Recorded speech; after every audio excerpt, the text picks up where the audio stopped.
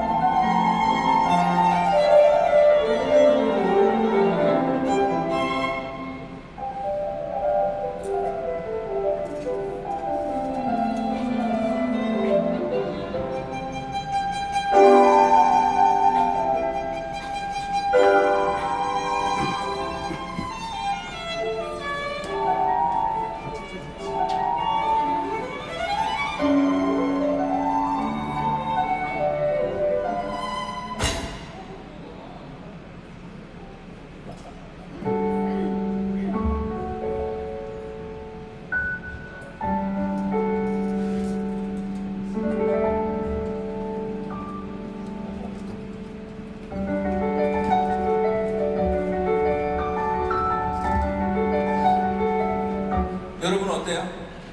아빠가 딸에게 선물을 준비하시잖아요.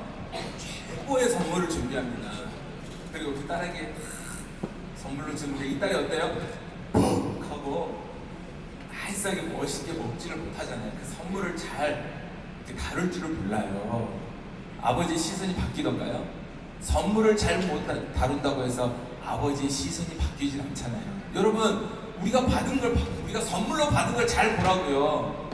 우리의 외모나 건강이나 가정이나 은사나 직업이나 우리의 성적이나 이런 것들 잘 봐보세요. 하나님이 우리에게 은사로 선물로 주는 것들이 많아요. 그런데 그걸 잘 못 다룬다고 해서 우리를 사랑하는 하나님의 그 시선과 본질이 바뀌냐고요. 그러지 않는단 말이에요.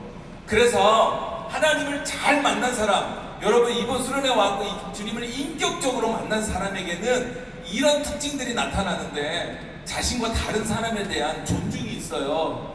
사람을 판단하는 걸 되게 어려워합니다. 그리고 입을 열어서 일반적인 태도에 긍정적인 감정이 가득 차 있고요. 감정 조절도 잘하고 결과보다는 과정에 의의를 두면서 결과까지 책임지려고 되게 노력해요. 그런데 하나님을 못 만난 채 종교 행위만 하고 있잖아요. 그럼 어떻게 되냐면 다른 사람의 시선과 평가에 엄청 예민합니다. 엄청나게 강력한 인정 욕구를 갖고 있고요. 경쟁이라든가 열등과 완벽주의가 가득 차 있으며 일반적 태도에 입만 열면 부정적인 태도가 가득 찹니다. 그래서 자신의 내면은 꽁꽁 감추고 그리고 과장된 워딩을 잘 사용합니다. 너는 맨날 그렇더라. 너는 맨날 듣더라. 여러분, 하나님 우리를 얼마나 사랑하시냐면요, 화목제물로 그 아들을 주시기까지 사랑해요. 그리고 한 마리 잃어버린 것을 찾을 때까지 찾으시는 하나님이에요. 여러분 믿으세요? 그런 관점으로 나를 볼 수 있어야 내 옆에 있는 사람, 내가 만나는 사람, 내가 사랑해야 될 대상이 존귀하고 귀한 줄을 알고, 그래서 인격적인 연애가 가능한 거예요. 여러분 지금 봐보세요. 우리들 중에 누가 박보고 막 이런 친구도 있으니까 있더라고요. 몇 명 되게 잘생긴 친구들이 있어요. 그런데 다 평범합니다. 다 평범해. 우리가 다 n분의 1이잖아요. 그렇게 평범해요. 그런데 그 보이지 않는 부분에는 우리의 가치와 우리가 얼마나 유일하다는 것에 대해서 하나님이 우리를 그렇게 기묘하게 창조하셨어요. 여러분 믿으세요? 이런 관점으로 내 옆에 내 옆에 앉아있는 사람이 얼마나 귀한데요. 옆 사람한테 너 참 귀하다라고 하면 축복해주세요. 이런 감정과 이런 태도와 이런 시선이 없이는 누군가를 만날 수가 없습니다. 그래서 이렇게 고백합니다.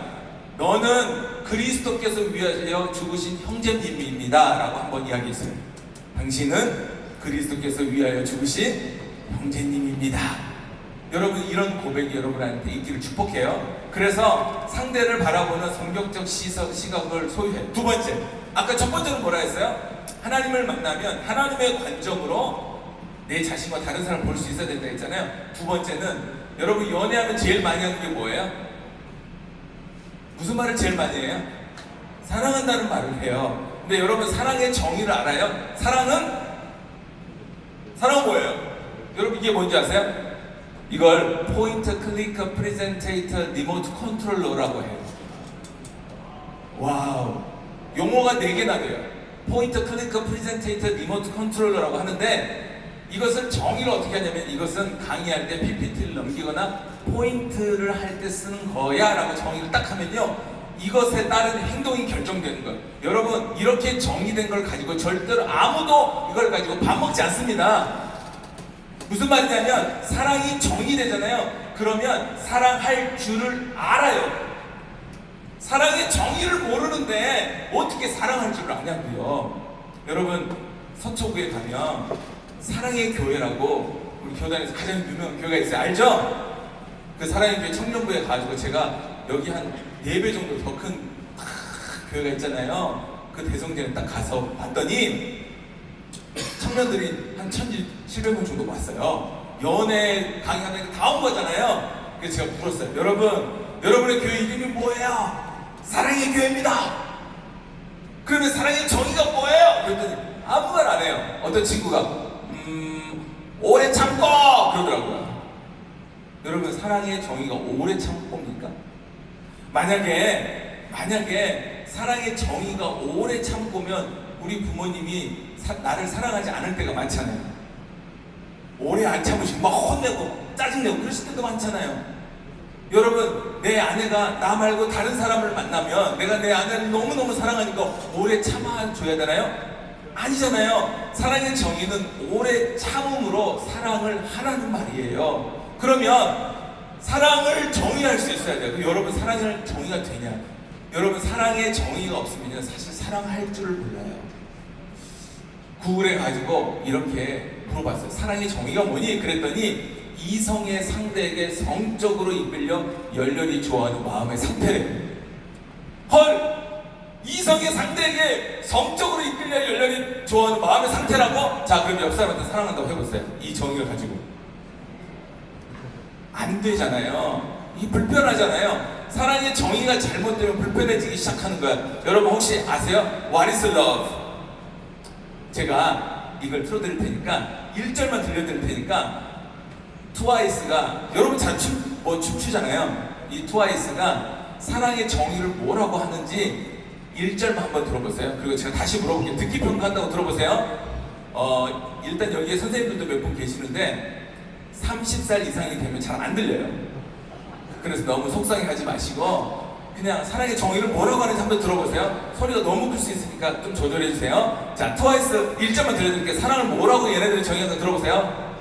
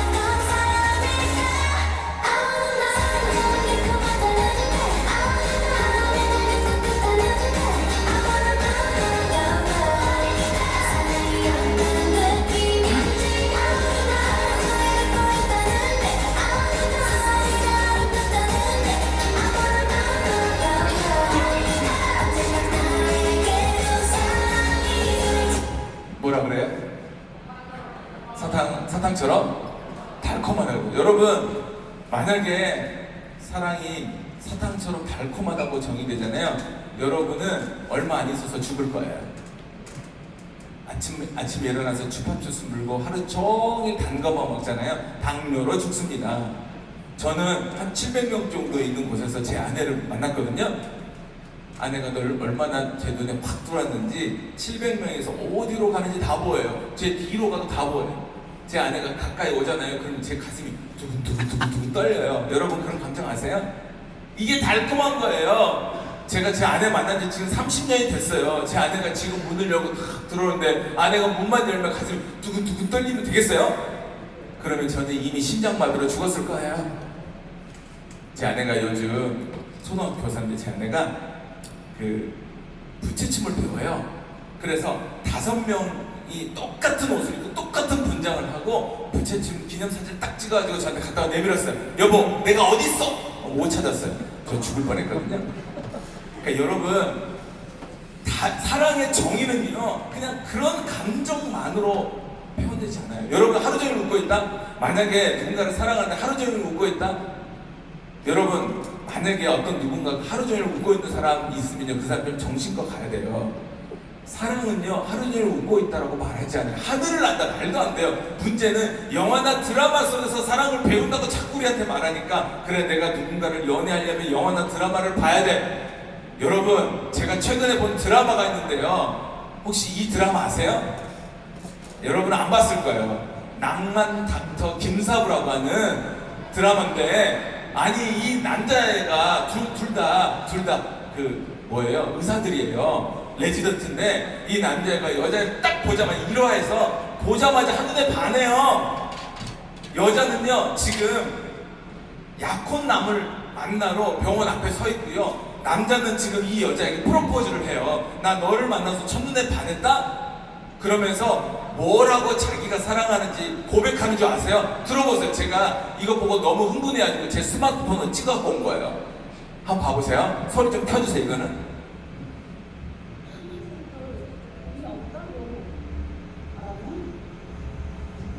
그때부터였는데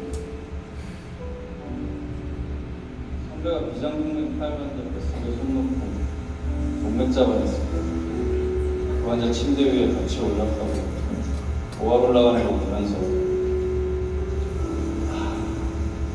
진짜 멋지다 싶었지.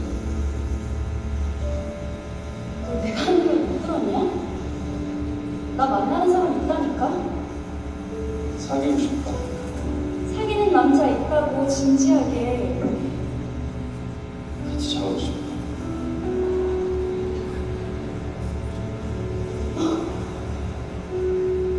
모르겠네 너 지금? 좋아요 선배. 같이 자고 싶다. 여러분 이게 말이 됩니까? 그러니까 처음 만나는데 사랑은 뭐로 표현되냐면 사랑은 성관계로 표현된다고 말하고 있는 거예요 지금. 그러니까 사랑의 정의가 뭐냐는 거지. 여러분 지금요 완전히 세상이 왜곡돼가지고 여러분 이게 지금 시카고에 가면 그 밀레니엄 파크 클라우드 게이트라고 하는 건데요. 저 앞에 있는 그 조각품 있잖아요. 저 조각품 앞에 가면요 모든 것이 왜곡돼서 보여져요. 그러니까 하나님이 우리에게 만든 사랑은 있을 텐데 그것이 왜곡돼서 보여지는 시대에 우리가 살고 있다는 거예요. 그러니까 사랑의 정의를 몰라요. 내가 누군가를 사랑하잖아요. 그러면 무조건 세상이 말하는 성관계로 그 사랑을 표현하고 싶어지는 거라고요. 성경은 도대체 우리에게 뭘 말할까요? 여러분 성경은 우리에게 사랑을 뭐라고 말할까요? 여러분이 처음부터 끝까지 성경을 다 읽어보면 하나님이 우리를 사랑하는 그 엄청난 사랑, 예수 그리스도의 사랑을 우리에게 보여줘요. 그런데 바울이 뭐라고 그러냐면 너희 부부가 사랑하는 것을 마치 그리스도가 교회를 사랑한 것처럼 사랑해야 돼. 교회를 위해서 자기 자신을 주신 것처럼 너희 부부들도 그렇게 사랑했으면 좋겠어. 그러면서 에베소서 5장 29절에 사랑의 정의를 툭 하고 말하는데 같이 읽어볼까요? 시작! 누구든지 언제든지 자기 육체를 미워하지 않고 오직 양육하여 보호하기를 그리스도께서 교회에게 한 것 같이 합니다. 그리스도가 교회를 어떻게 사랑하냐고요? 양육하여 보호하기를 이라고 말해요. 여러분 사랑의 정의는 양육과 보호, 너무 선생님이 말하는 것 같지 않나요? 안 그렇습니다. 여러분 누군가를 진짜 사랑하잖아요. 그러면 그 사람이 나 때문에 성장해졌으면 좋겠어요. 나 때문에 그 사람이 잘 됐으면 하는 바람 있지 않아요? 그게 사랑의 감정이에요. 사랑하는 대상이 자기 자신으로 인하여서 성장하고 자라가게 되는 것, 그걸 바라보고 싶은 욕구가 있어요.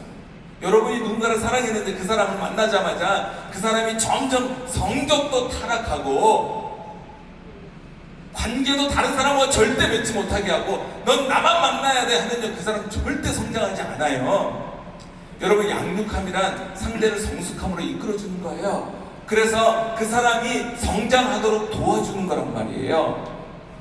상대를 영적으로, 지적으로, 정서적으로, 관계적으로, 전인격적으로 성장하도록 돕는 거예요. 여러분, 여러분의 선생님이 여러분 사랑하는 줄 모르잖아요. 사랑해 누구야 이런 말만 사랑하는 거 아니라고요. 여러분의 선생님이 여러분이 성장하도록 도와주는 분, 그분은 여러분을 사랑하는 분이에요. 그래서 휴가를 내놓고 여기까지 오시잖아요. 사랑의 표현인 거죠. 내가 태어나서 내가 젖을 먹고 이유식을 먹고 밥을 먹고 영적으로, 지적으로, 정서적으로, 관계적으로 다 성장하도록 도왔던 분이 있어요. 누구예요? 우리 부모님이잖아요. 그 부모님은 우리를 양육함으로 사랑해 주셨던 거죠. 연인은 어떻게 하는지 아세요? 여러분, 연인도요, 육체적으로, 지적으로, 정서적으로, 사회적으로, 영적으로 성장하도록 여러 사랑의 활동들을 하면서 상대를 성장시키는 거예요. 보호는 뭘까요? 여러분, 제가 우리 성균관대 학생들한테 물어요. 야, 누가 너 보호해준 사람 없어? 모르겠어요. 목사님, 누가 저를 사랑해주는지 잘 모르겠어요. 아니야, 너를 사랑해주는 사람은 너를 보호해주는 사람이야. 아이가 돌아다녀요? 아이가 돌아다니는데 여기 뾰족하잖아요. 이거 뾰족한데 머리를 찌우면 아프잖아요. 피나잖아요. 그러면 이 아이를 사랑하는 사람은 어떻게 하냐면 보호합니다.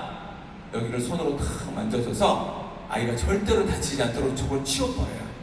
이게 보호입니다. 저는 제 아내하고 길을 갈 때 차가 다니는 곳에 절대로 제 아내나 우리 아이들이 가지 않도록 합니다. 자꾸 안쪽으로 밀어넣어요. 그래서 어떤 위험이 오면 내가 다 보호하리라 이런 마음으로 산단 말이에요. 그게 보호입니다. 그래서 상대를 돌보고 지켜주는 거예요. 여러분, 사랑하지 않는 사람은요, 누가 잘못하잖아요. 그거 막 드러냅니다. 그래서 그가 잘못한 게 있으면 사람들 앞에서 막 드러내요. 참수합니다. 여러분, 이것은 사랑하고 정반대인 거예요. 그런데 이 사랑은 성경에 뭐라 하냐면 유모가 자기 자녀를 기름과 같이 한다라고 하는 이 기름이라고 하는 단어가 보호라고 하는 단어와 같이 써요. 그래서 보호는요, 상대가 성장하지 않는 것을 그대로 놓지 않는 거예요. 여기 보니까 10% 정도는 자요. 잘 자라고 하고 싶어요, 사실은. 근데 여러분, 보호는 뭔지 아세요? 보호는 옆에 사람한테 잘 자라고 하지 않아요. 야, 우리가 어떻게 여기 왔는데 연애에 대해서 배워야 되지 않겠니? 그래서 어깨도 막 주물러 주면서 깨워가지고, 야, 너 이거 꼭 들어야 돼! 말도 안 돼! 네가 어떻게 여기 수련회는 안 올 수가 있어? 수련회 와야지. 와서 어떻게 잘 수가 있어? 야, 들어야지! 나만 성장 되겠어? 여러분, 이게 양육이고 사랑이에요. 보호. 그래서 상대가 성장하도록 최선을 다해 돕는 것, 그게 뭐라고요? 보호고 사랑입니다. 그럼 내가 누군가를 사랑하려면 어떻게 해야 될까요? 누군가를 사랑하려면 먼저 내 자신을 양육하고 보호할 수 있는 능력이 있어야 돼요.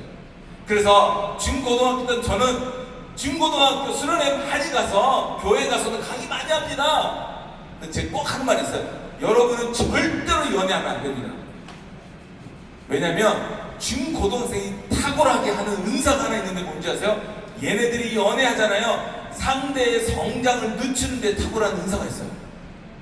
그래서 연애하잖아요. 상대가 절대로 성장하지 않아요. 자기도 성장하지 않아요. 둘 다 같이 성장을 거부해요. 그것을 사랑이라고 말하지 않고 뭐라고 말하는 줄 아세요? 따라서 해보세요. 집착. 사랑은 희생이에요. 헌신. 근데 내가 사랑할 수 있는 능력이 없어. 그러니까 상대를 둬서 나의 외로움을 달래려고 하니까 자꾸 집착을 하는 거죠.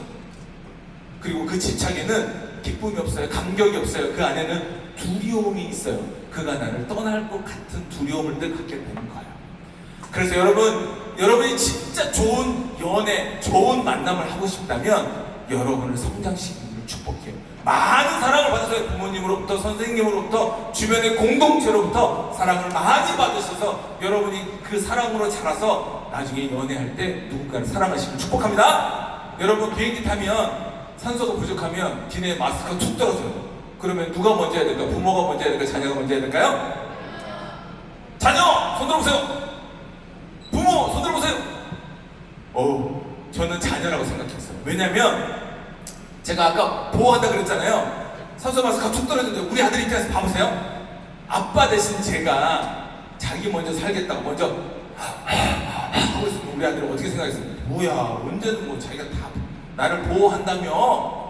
그런데 비행기 안에서 산소 마스크를 거부하고 20초를 못 버틴대요. 그러니까 부모가 자기를 보호할 수 없잖아요. 그러면 또 해야 돼 하면서 둘이 다 죽어요. 그런데 이기적으로 보일 수 있지만 부모가 먼저 하잖아요. 아이가 거부를 해도 이 아이를 보호할 수 있는 능력을 갖게 되는 거예요. 그러니까 내가 누군가를 사랑하려고 하면 내가 사랑할 수 있는 능력이 있어야 된다는 거예요. 사랑할 수 없으면 그 사람에게 계속해서 집착하게 됩니다. 자, 그러면 부모님과 목사님과 선생님과 여러분을 양육하고 보호하고 연인도 양육하고 보호하는데 우리 부모님과 목사님과 선생님 어떻게 사랑할까요?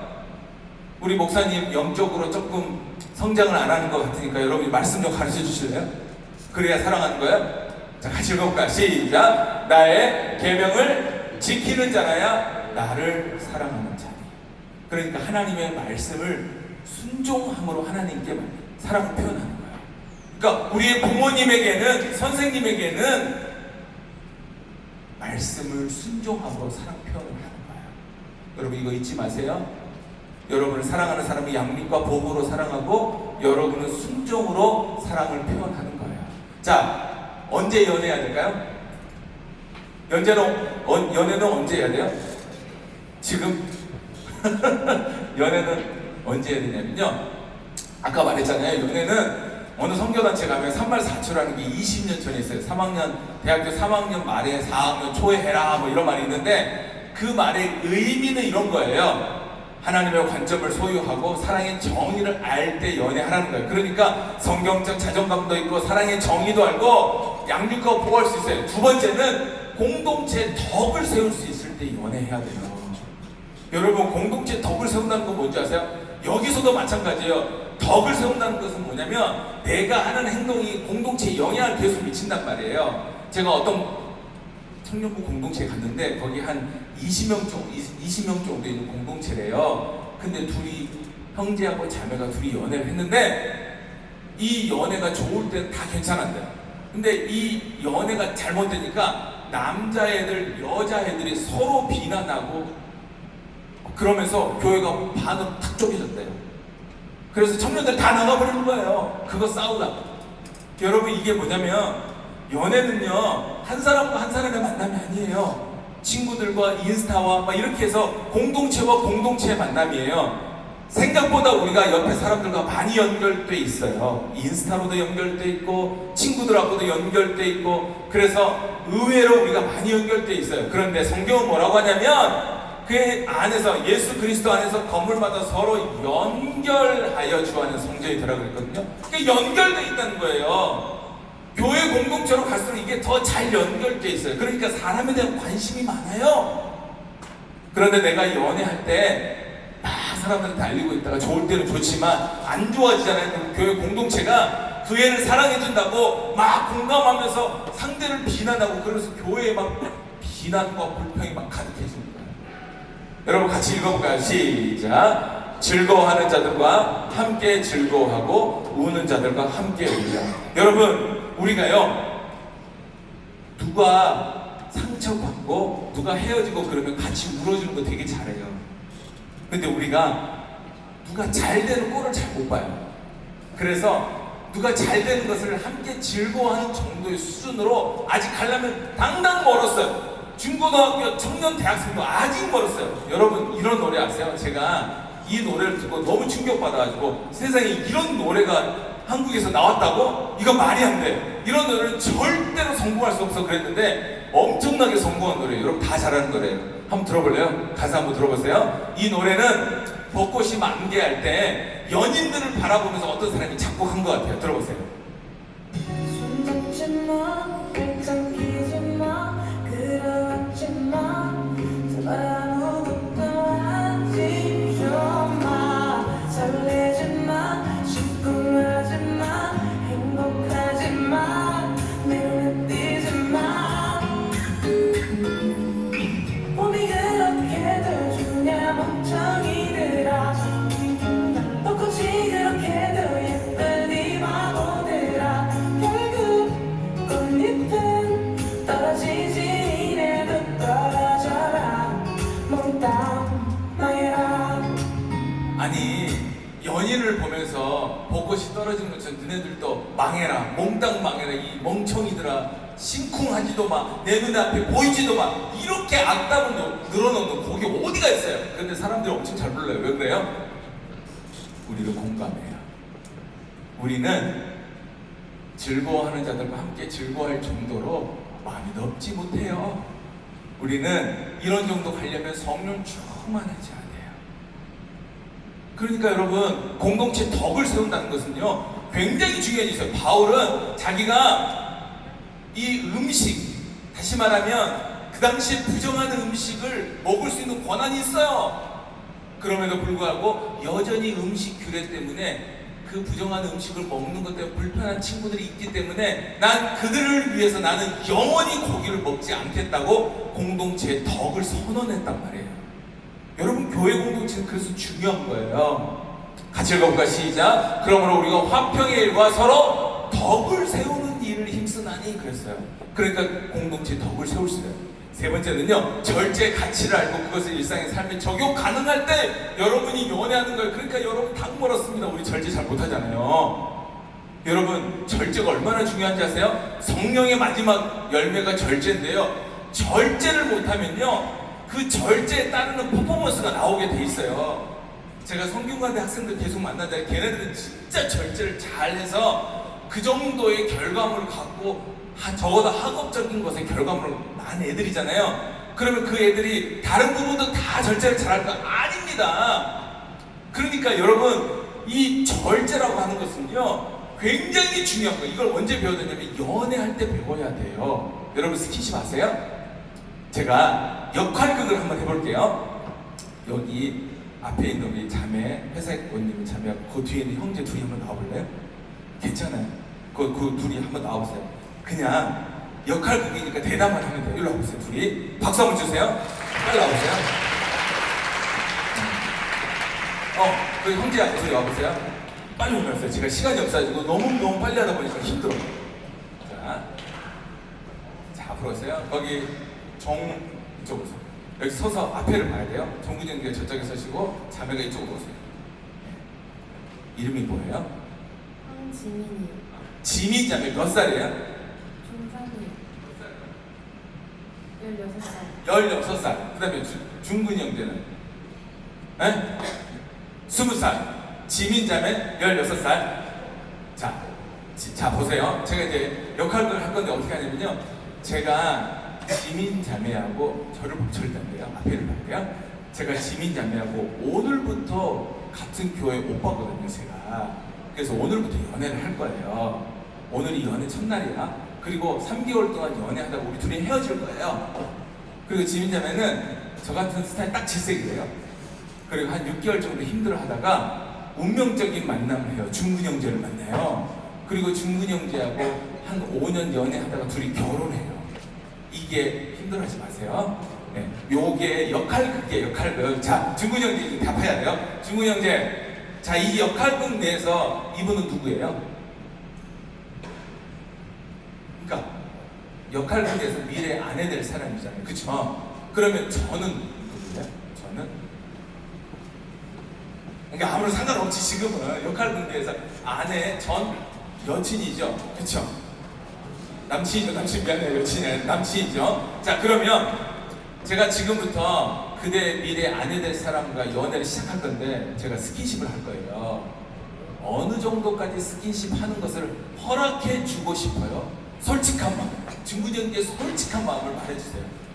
자, 뭐라고요? 안 되죠. 절대 안 된대요. 자, 자리 바꿔보세요. 자리 바꿔보세요.